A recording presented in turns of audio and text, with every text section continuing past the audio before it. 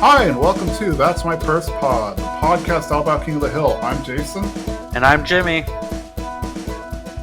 So it's August. It's like second week of August, I guess. I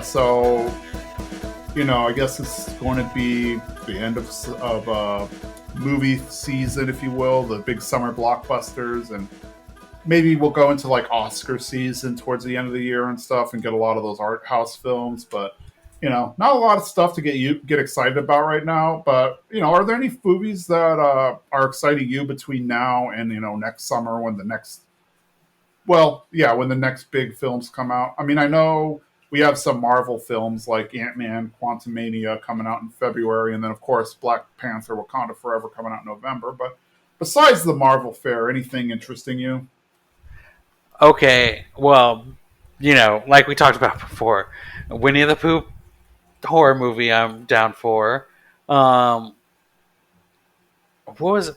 There's this horror movie coming out. I've seen a preview for it. Pete Davidson's in it. I can't remember the name of it. It's like a whole bunch of like influencer people in it. A Pete Davidson movie. Let's see.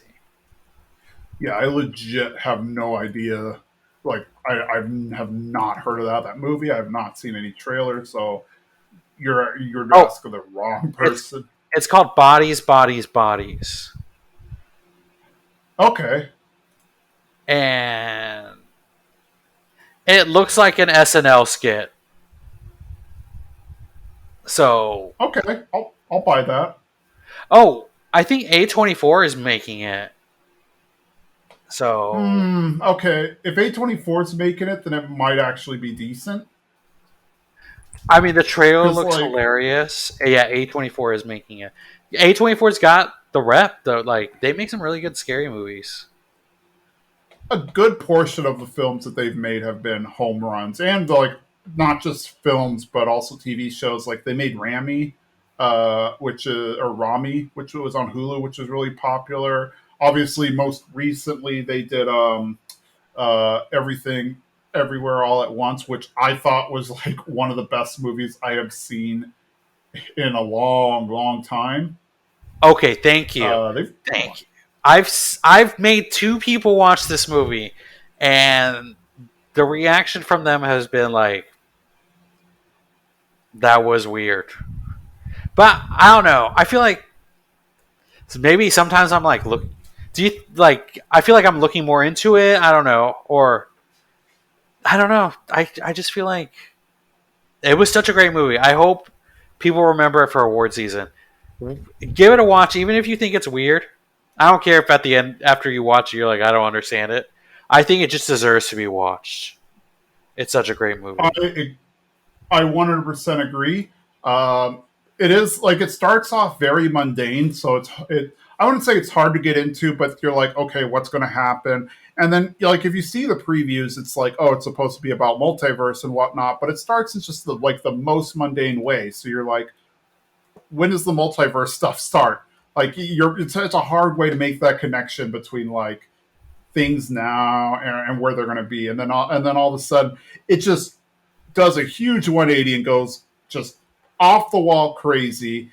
And you need to lean into the ridiculousness, and then when it gets to the end, like the third act, it gets incredibly good, like heartwarming, and all that stuff. So, like, if you stick with it, it is a really good movie. Yeah, I just feel like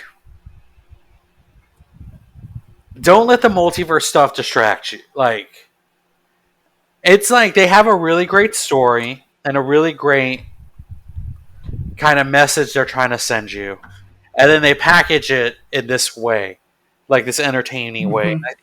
Sometimes people get distracted by like all the action that's happening and everything that's going on that you kind of miss the message about family in there. And I mean, like, not to say my eyes weren't watering at like the end would be an understatement. Like, that movie's so great. I watched it in theaters and I've seen it a couple times on Blu-ray. So definitely worth the watch. You know, I hope she gets nominated for an Academy Award. Michelle Yeoh, Mm-hmm. she like deserves it. I don't know. there aren't too many actresses that can do like action and do like great drama work, and she's definitely one of them. Yeah. And I'm looking at like a lot of the stuff that they've made, and a lot of them have had Oscar nods, like A21. So we're looking at like Lady Bird, and we're looking at what is it? We're looking at not the Green Room. So that was a good movie. The Lobster was a good movie. I don't think that was Oscar worthy though. There was Moonlight, which I think even won, if I'm not mistaken. Yeah, one Best I might Picture. be forgetting. Yeah. Oh yeah, because that was the one where they said like La La Yeah, Land, and they kind of did a Steve Harvey and had to do a make good and be like, oh no, we didn't mean that. It was actually yeah. Lady Bird, Hereditary, which like a lot of people have like gone on and on and on about how that's like reinvented or revitalized the horror genre. Midsummer, which a lot of people loved. Uh, the Farewell. I don't know if you saw that, but I think that's like that was like the movie where I realized Aquafina could be an actual good actress, and she did win. I'm trying to remember. Was it the People's Choice? Not People's Choice. So it's a Golden Globe. I can't remember. One of those she won, and she was the first Asian woman actress to win the award, like in history. And so that was a big deal. Yes, Golden Globe. She Best Actress in a Musical or a Comedy. Aquafina won that, and so I was just like, okay, yeah. After I saw that one, I was like, yeah, I absolutely think she deserved that, and she is a good actress. Of course, Minari was a very popular one. Yeah, I think like I if like at first when you described a Pete Davidson horror movie, I was like, oh, okay, it's going to suck. But then when you're like A24, I'm like, okay, you know what? It might actually be good. I'm thinking. I don't know what I'm thinking about. The trailer's really weird. It just looks stupid, but I'm intrigued by it. It feels like it's like a house full of these girls and some guys, and they're like it just feels like YouTube influencers or Instagram influencers are all in this house together, and they play this game, but then someone starts murdering them. Hmm. So I don't know what to expect. I feel like maybe this could be another like, there's a message in here or a good horror movie in here, and it's wrapped in this like different kind of packaging. And once I'm in there, I'll enjoy it some more. So I'm really looking forward to that. I don't Maybe. know the release date, um, but that's a movie I'm looking forward to seeing. All right. Well, I'm putting it on my list too. I do want to see a lot of the DC stuff that's coming out, especially now that it's looks like this might be the last of the DCEU. So what do we have? I think we have Black Adam sometime in like October, and then Shazam Part Two, Shazam Fury of the Gods in December. So there's that. And if they ever drop the Flash movie, I don't I know. think at Ezra this Miller point, is a problem.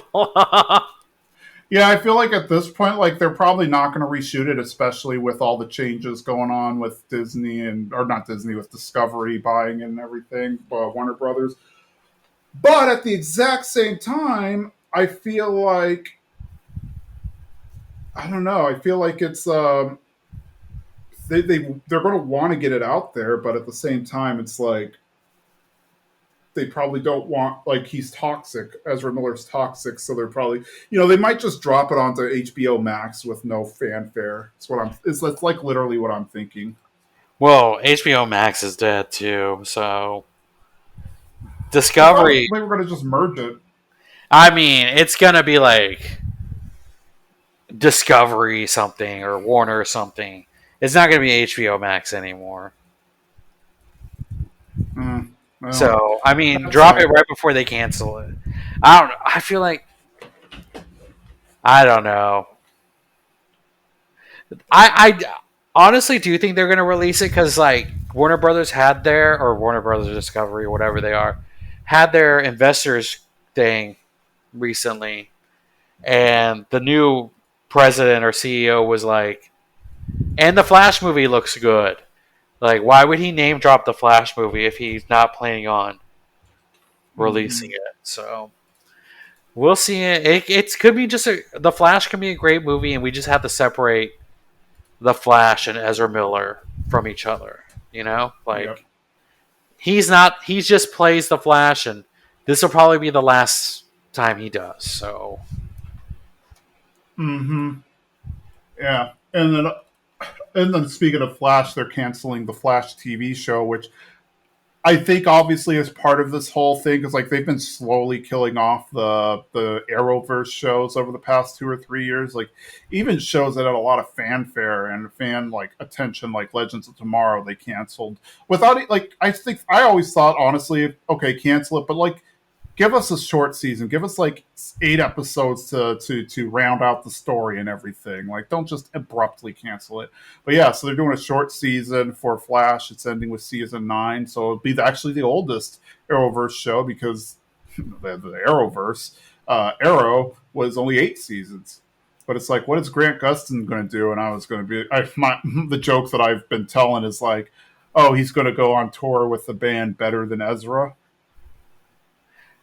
I So hope they do try to transition him into the movie Flash. I feel like everyone wants it, you know? And we already know I he can do a good guess. Flash. So, But could he do it on a big budget? I mean, all those Netflix movies he's been doing has been training him. Sure. I guess you could say that.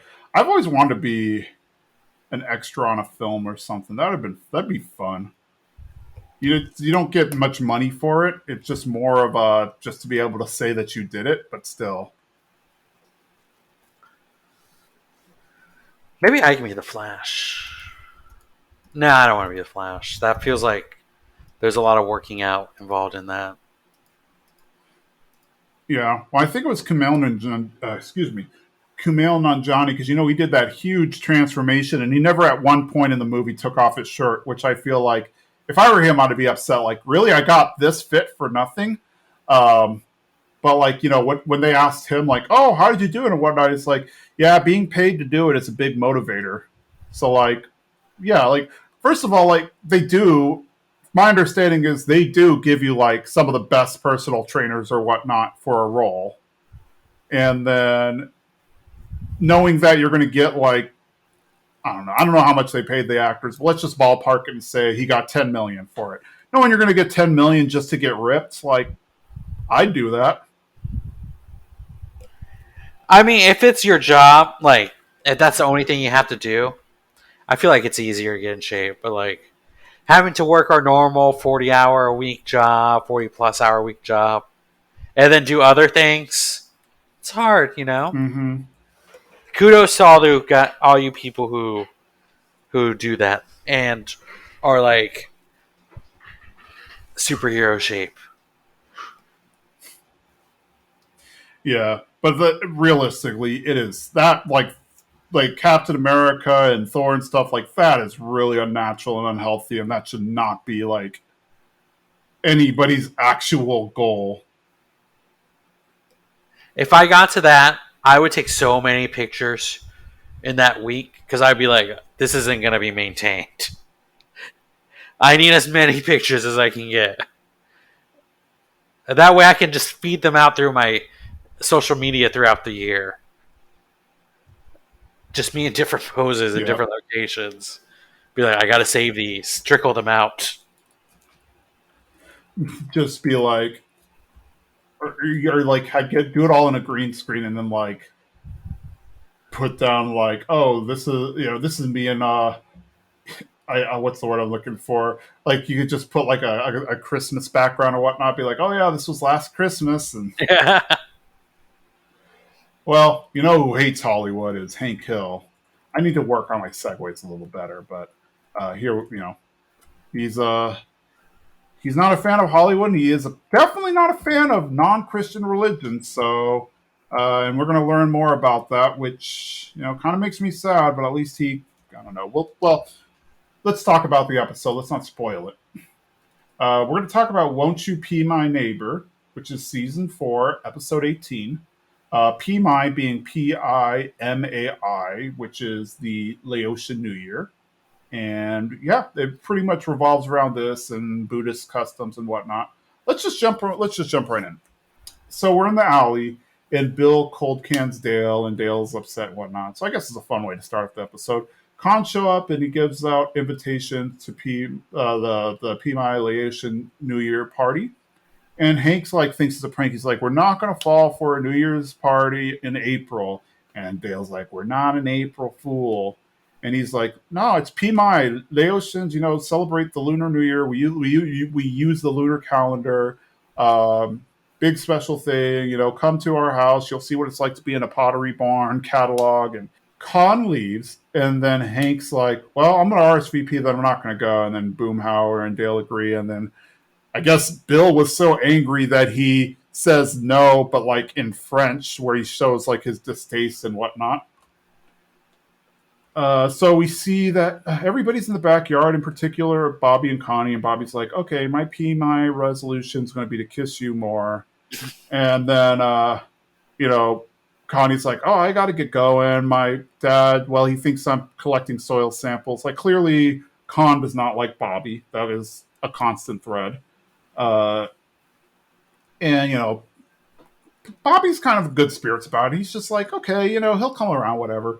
Peggy's watching them interact, and he's like, okay, we need to go to this party because Connie and Bobby are together, and like, it's not like there's a whole line of girls looking up, wanting to date Bobby and whatnot. So we need to get in good with the parents. And Hank's like, yeah, it used to be none. So Peggy's like, oh, okay, I'm going to pretend to be Con. And he's like, what are you doing, stupid redneck? And she's like, you sound more like Min. Leave my wife out of this. It's like, I wish they would move.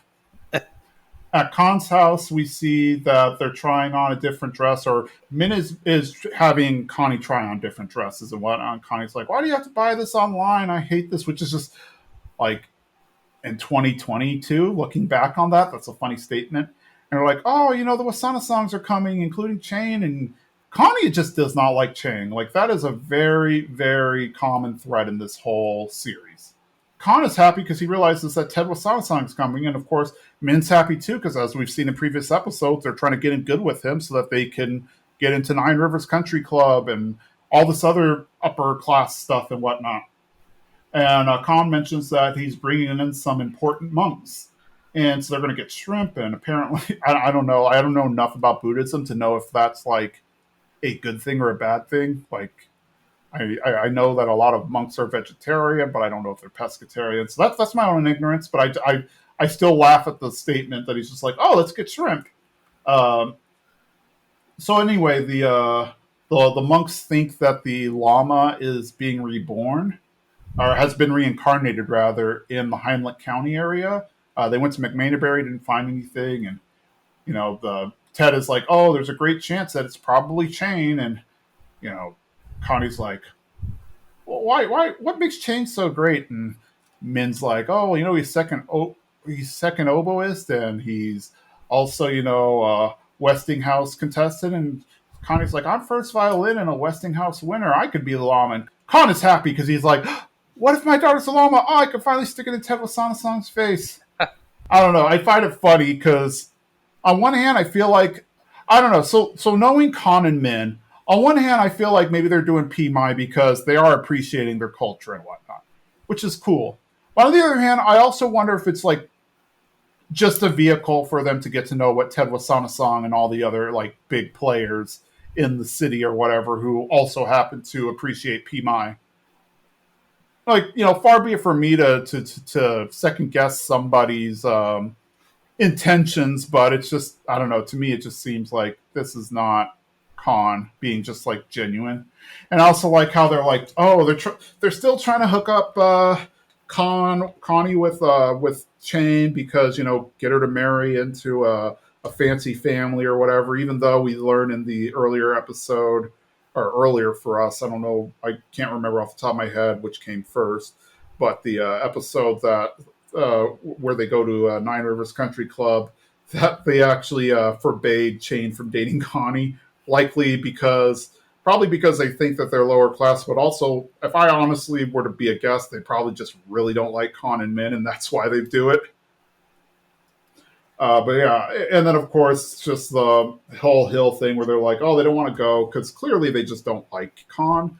But then Peggy's like, look, we have to get along with them because Connie and Bobby are dating, and it's not like Bobby has a lot of other options, so we can't spoil this for him.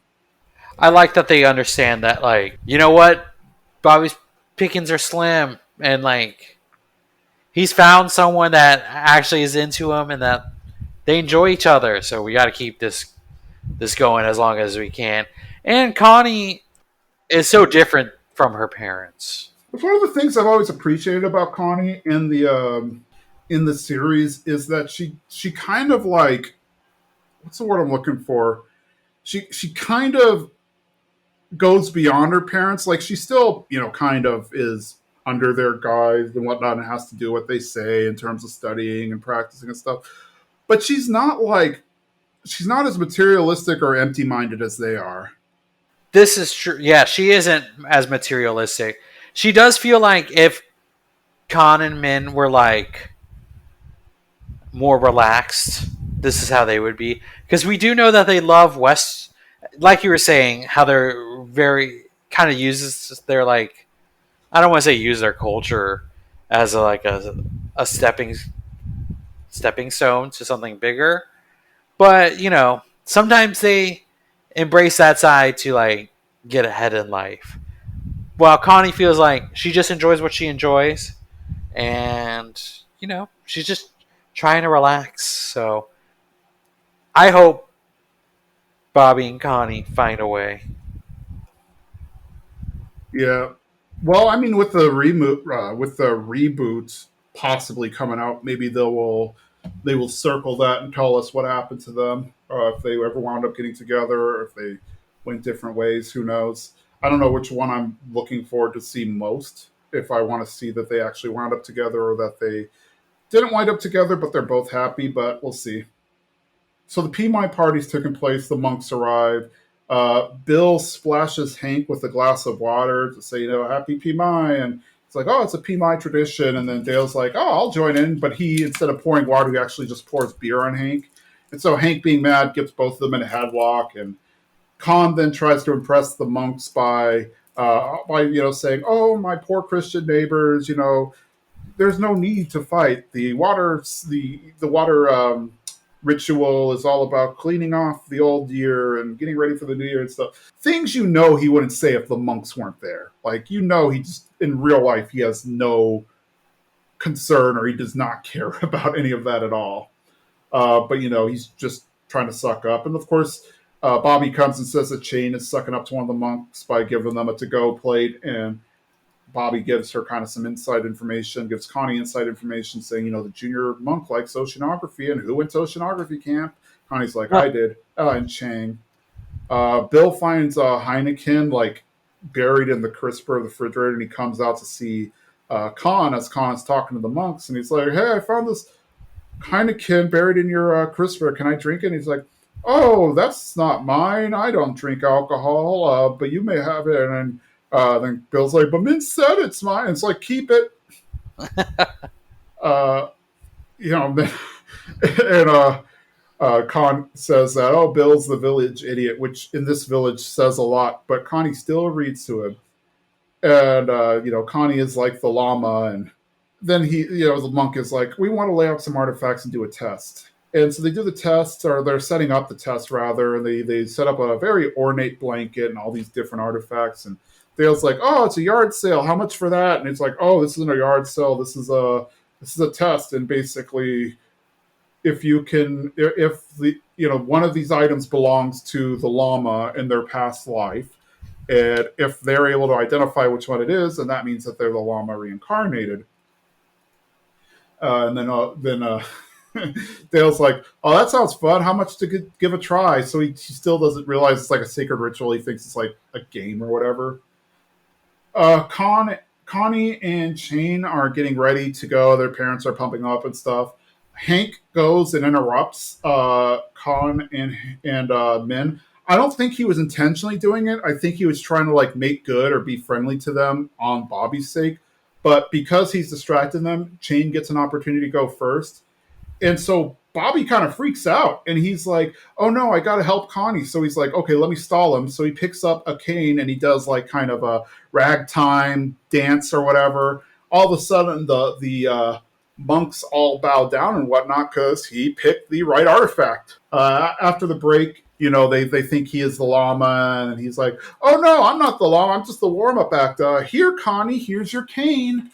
And Hank's not happy. He's like, I can't stop you from doing what you do in the airports, but you can't do this in my neighborhood, which is, I don't know. I mean, that to me is very Texan. Like anything not Christian is somehow threatening or not real or whatever. I guess it's a very small town Texas thing. Connie is upset that Bobby is just so flippant about this. Like, hey, you're just joking. You're joking about my religion. Like, I take this seriously. With all the fighting that is going on, the monks decide, okay, well, we need to go find like our head monk so that he can do a proper test next week. Let's leave one of the junior monks behind, and they stay with Khan because they're like, oh, we have a great Buddhist resident here that can take you in, and Khan like reluctantly agrees. Obviously, he's not thrilled because I guess now he needs to just keep up appearances, but the whole Connie becoming the llama thing has gone out the door. And then, of course, we go to the bedroom. Peggy is happy because she's like, oh, wow, Bobby's a llama. I never saw that. And Hank's coming, and Hank's like, oh, I can't believe they think Bobby's a spiritual leader. That's just sad. And then Peggy is like, hey, look, according to this, Richard Gere is a Buddhist. And Hank's like, oh, this just keeps getting sadder. I think there might be people here who watch Avatar: The Last Airbender and might think that that ritual sounds familiar. And actually, yeah, Avatar is known for like borrowing heavily or being inspired heavily by Asian cultures. And quite frankly, it might be one of the best Western media in terms of adapting Asian culture. But like that is, to my understanding, in the Tibetan Buddhist I guess, religion or sect or practice, whatever term you want to use, is how they determine a llama. Though I think they do multiple artifacts. Like, they'll put out a whole bunch of them and they'll tell you to choose four. And if you happen to choose the four right ones, then you're the reincarnated one. It's not like, oh, choose one, because I feel like anybody can luck out and choose the right one. I wonder if there's an online version so I could try my luck out. I I don't know. I doubt it. I mean, I think they would have to be. I bet there's like fake ones online, but I think the real ones you'd probably actually have to like go to a monk. Do you have to be a Buddhist to be the Dalai Lama? Uh, I don't know, to be honest. Like, I feel like if Ye discovered, like, I think anybody could be the Dalai Lama, like, or be one of the lamas. Like, you don't necessarily have to be reincarnated into a Buddhist, but I think the expectation is that you do become a Buddhist if they decide that you are one. Huh. Interesting. Again, not an expert. I have a very basic working knowledge of Buddhism, so do not take anything I say as canon. But that is my understanding, and I think it's just like the reality of Bobby growing up where he grew up. He kind of takes it all in jest and in joke. Like, I don't think he realized. I think he thinks like it's a cultural thing, and he understands that it's important to Connie, but he doesn't understand like how important this is to her in general, like the religious, the her religion and her faith and stuff. And so he does act a little bit flippantly towards it, and like, I'm not the guy you want and everything, and oh, you guys are wrong and stuff. And she's like, don't make fun of my religion. And yeah, of course Hank is Hank, and he's just super angry about everything. And I guess he was like I guess he was fine when they were just hanging around, but when they were influencing Bobby and telling Bobby that he's a great spiritual leader and blah blah blah, and he has some of the character traits of that llama and whatnot. Like, that really got to Hank. It's like, oh, you're trying to indoctrinate my kid. So I don't know. Like, correct me if I'm wrong. You probably grew up with knowing more Buddhist or ex-Buddhist than I've ever known. Well, my mom was a former Buddhist, but I don't know. I guess most of my Buddhist knowledge comes from what I learned in history class and then what I see on TV. But I do think it's interesting that I don't know. It is kind of weird because Bobby just jumps in. It's not like they force it upon him, but when he does pick the right item, I don't know. But then again, it's Bobby's decision what to do, right? Uh, yes, but I think the thing is like he can choose not to do the like. I think the way they think of it is like it's not really a choice. Like if you're the reincarnated llama, you're the reincarnated llama. Like that is your fate and your destiny to do that. So like even if he doesn't want to do it, he's kind of got to do it because it's not like oh well we'll just find another reincarnated llama. It's like no, until Bobby dies, he's that person. Do they find him when they're that young? They can. I'm not a Buddhist expert, but my understanding is like there's two llamas. There's a Dalai Lama, and then there's another Lama. Because basically, that's more in Tibetan Buddhism, not in all branches of Buddhism. But like, obviously, there's a cycle that goes through. Like, if a Dalai Lama dies and is reincarnated, you can't wait until that, you can't just not have a spiritual leader for 20 years until that person grows up. So like when the previous Lama dies, they get reincarnated and then the Dalai Lama takes over. And then when Dalai Lama dies, that previous Lama takes over and they kind of switch roles kind of thing. Huh. It's an interesting idea. And it's only, my understanding and like, I think Buddhism is probably like any other religion, where there's Christianity, but then when you start subdividing it, there's Mormonism, Catholicism, Protestantism. You even go to Protestantism, you start going to Baptist, Methodist, etc., etc. Like there's Buddhism, and like all Buddhists have like some same basic tenets, but as you start going to different countries or different regions, there's different sects of Buddhism. So you'll have like Tibetan Buddhism, which is what has the Dalai Lama, if I'm not mistaken. But then you have like Zen Buddhism in Japan and Thai Buddhism and et cetera, et cetera. So it's not the exact, like, I don't think the Dalai Lama, and I could be wrong, but I don't think like they're the leader of all Buddhism, just like the Tibetan Buddhist school, which I think is also a really large school. Don't get me wrong. I don't think it's like you know, 3 people or like 300 people. I don't have an exact number, but I do think it's a large school of Buddhism. And again, I'm sure there's somebody who's listening and is thinking like, how are how are you're getting this all wrong? And if I am getting it wrong, I'm sorry.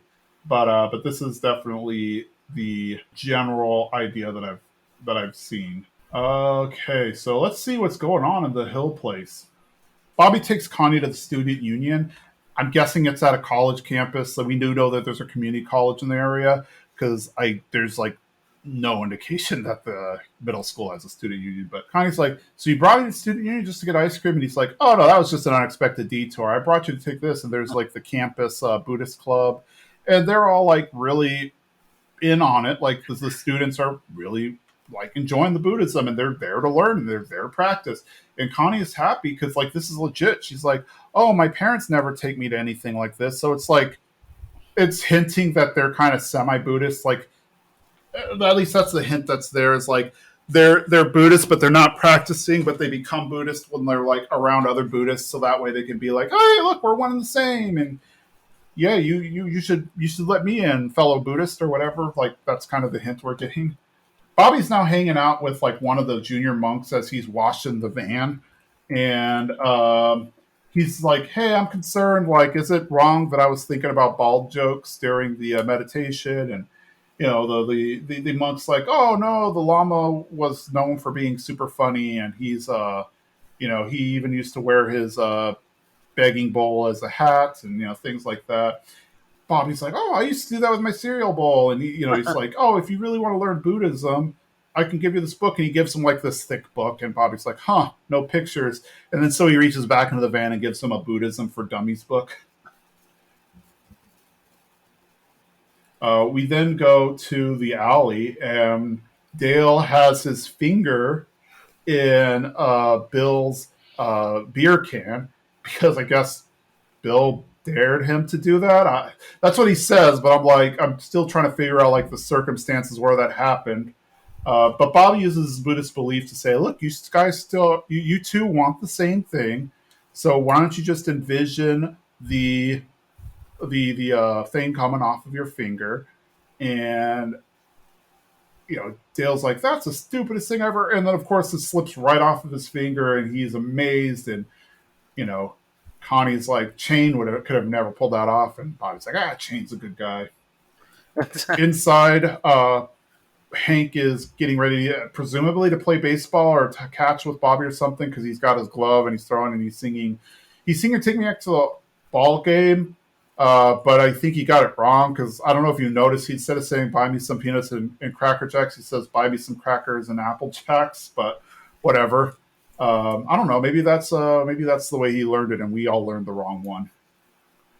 He walks inside, and Bobby's got candles around him, and he's meditating, and he has like a third eye painted onto his forehead. And Hank's just freaking out. It's like, God dang, no, God dang way, and whatnot. He takes him into the bathroom and washes the stuff off his head, and he's like, this is a Christian household. Why do you think we go to church? And then Bobby's like, yeah, I've been meaning to ask that. Why do we? He's like, because we're Methodist. What is Methodism? And then it's just a pause, and it like cuts over to the church where they're with the reverend.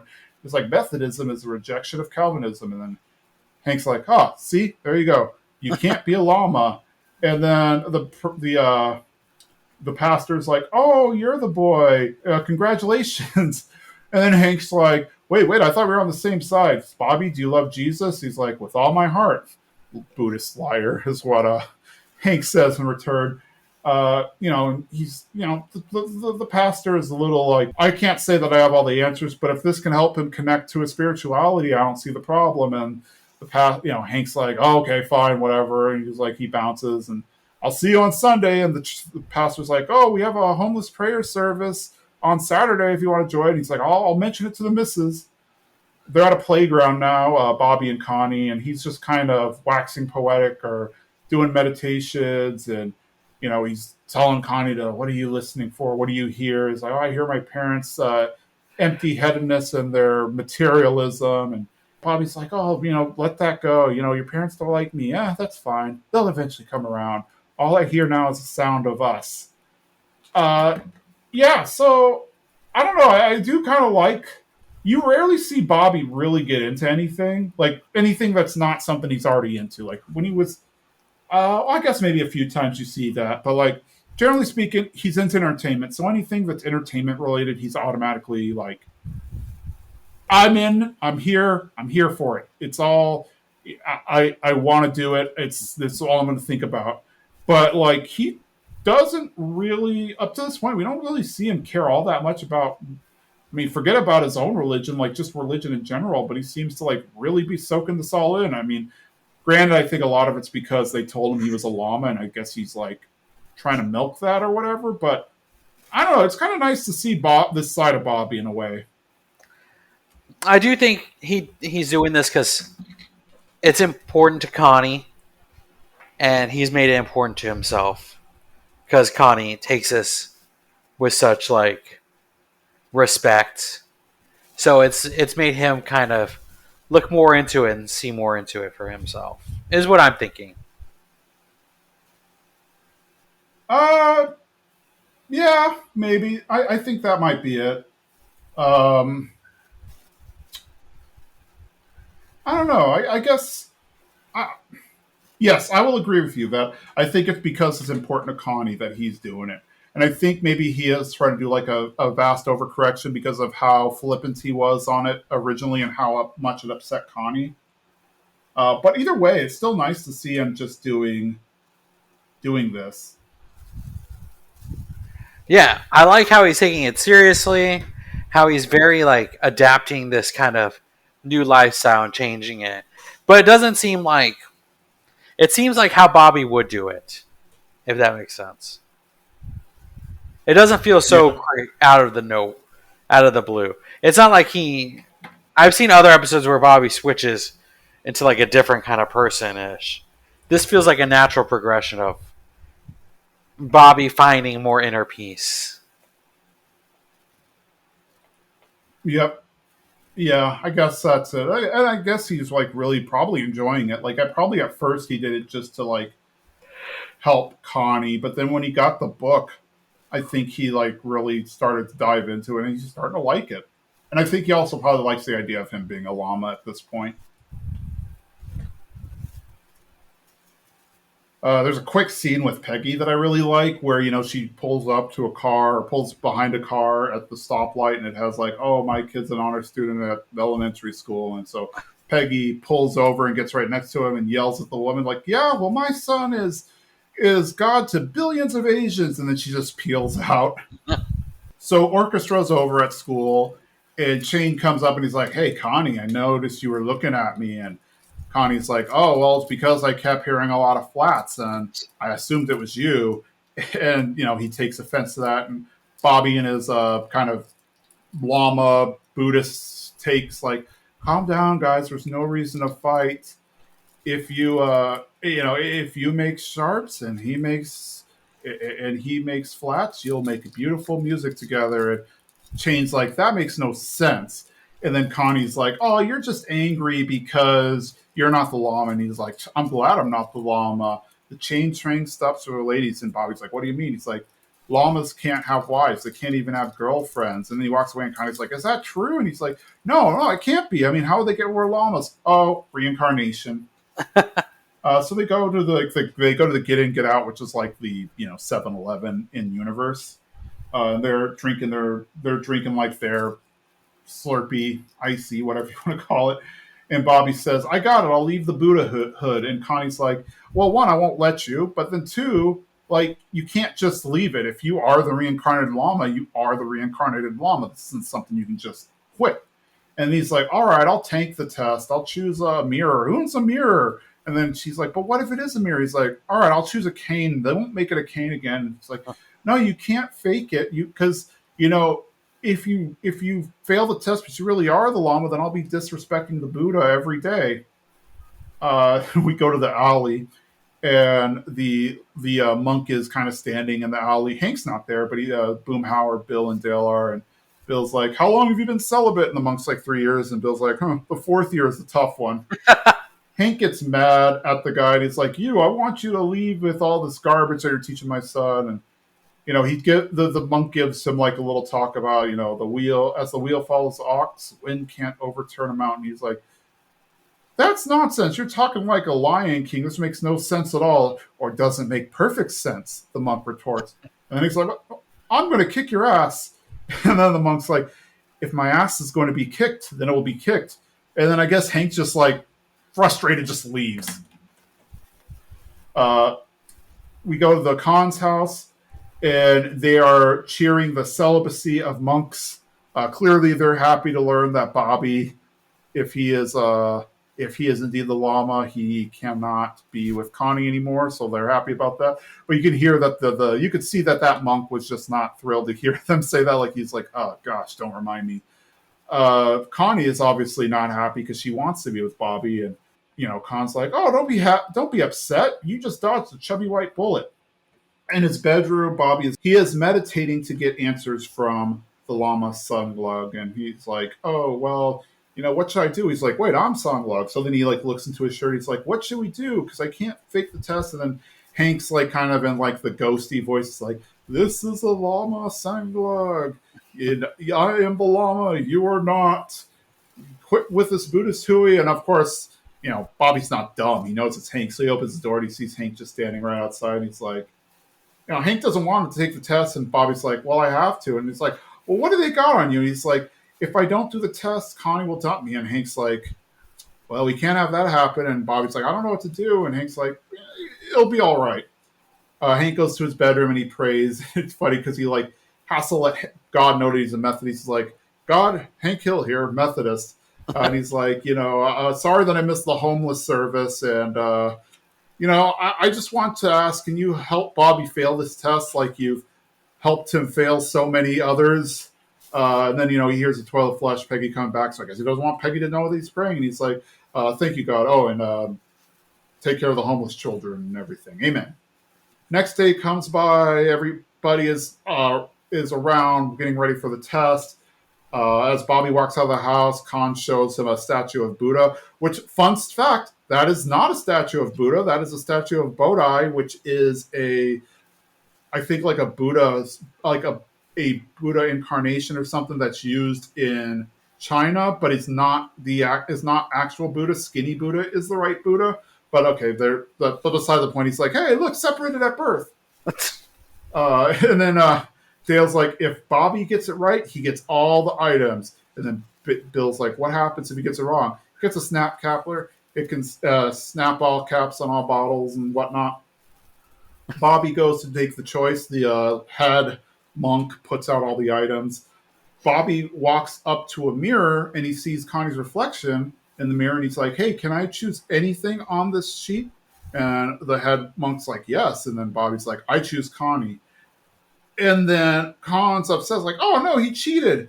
And he's like, there is no cheating. The choice was made. The test is over. And then Peggy's like, do you think I should take the test? And the monk's like, no.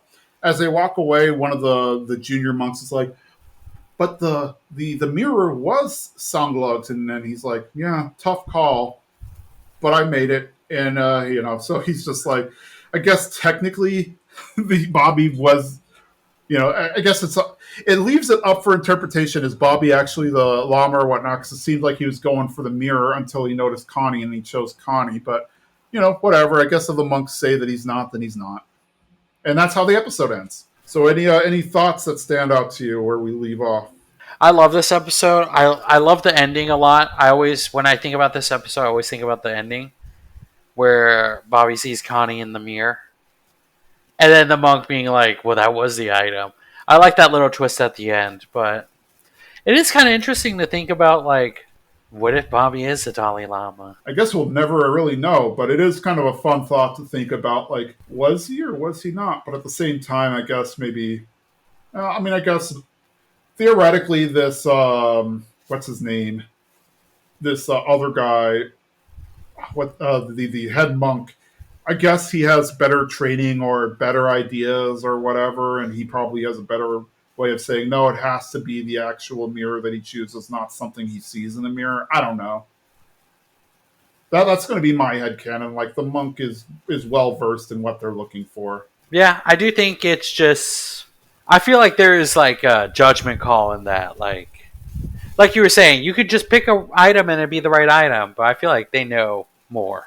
Yeah, again, I am not, by no means a Buddhist expert, and I should not be treated as a Buddhist expert by any means. But that's my guess is like, like how you have like head pastors who supposedly understand the Bible more than like junior pastors or whatever. Like, I'm guessing there's like some kind of hierarchy within the Buddhahood, and like somebody, okay, this person is well more versed in the religion and can make these calls. Yeah, I guess Bobby isn't the llama, but it is cool to see like him broaden his horizons a little bit. Yeah. Well, the heartwarming end is also the great thing, like you mentioned, like the fact that he was going for the mirror, and had he actually chosen the mirror, they would have said, "Oh yeah, you're a Songolog and whatnot," and that would have been it. Like, not his life would have been over, but he definitely couldn't date Connie anymore. Like, even if he doesn't believe in Buddhism and nobody else believes in Buddhism, Connie does, and so Connie's not going to go against her religion. But he sees her and he's like, "Oh, I'm going to choose. I'm going to choose her." So he found a loophole that worked for him. But then it was also like very poignant. He was just like, "I choose Connie over being this spiritual leader." But yeah, I like the episode. I like how angry Hank gets because I don't know, it's very typical. I mean, even my own like life growing up, and I did not grow up in small town Texas. I've been to small town Texas. I've been to small towns in the Midwest because I have family there. But I've never lived in small town Texas. But even in like my city, so yeah, I know growing up in like the city in Texas, like, or at least in my enclave or whatever, there are a lot of people who thought like, oh, Buddhists are essentially Satanists or whatever. And so I know that definitely exists, but it's also just nice to, I don't know.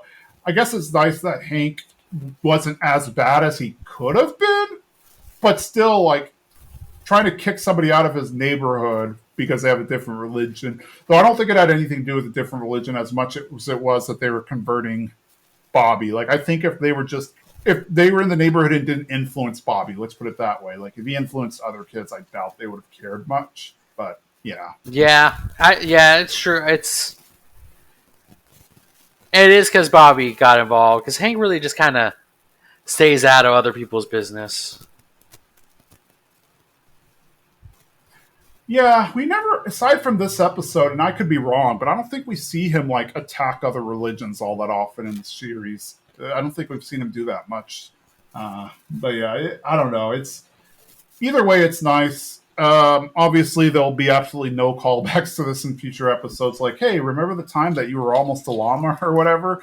But it is nice to see, I don't know. I don't know if I would call that a mature choice or not, because let's be honest, except for a very, very small percentage of people, you're not going to marry your middle school girlfriend. Uh, but they did. They did. They might. We don't know. But just the fact that I guess he was like, you know what, I choose to be with Connie instead of having to, you know, take this test or try to fail this test. Because I also think that was genuine because he was talking about finding a way to fail the test, but he knew if he purposely failed it, then there would be a lingering, oh, are you really in the song love kind of thing. So yeah, overall, I think it was a very sweet episode. Definitely one of my favorites. Like I said, like you said, I do watch this a lot. Like I have watched this one.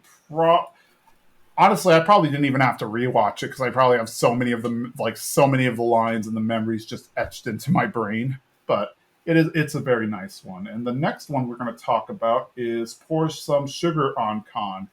Before we jump off, anything else, Jimmy? No, just a great episode. I recommend it. Even though we talked all about it, still deserves a watch. Absolutely. And we'll be talking, as you can guess from the title, we'll be talking about Con next time. So until then, I'm Jason. And I'm Jimmy. Bye. Bye.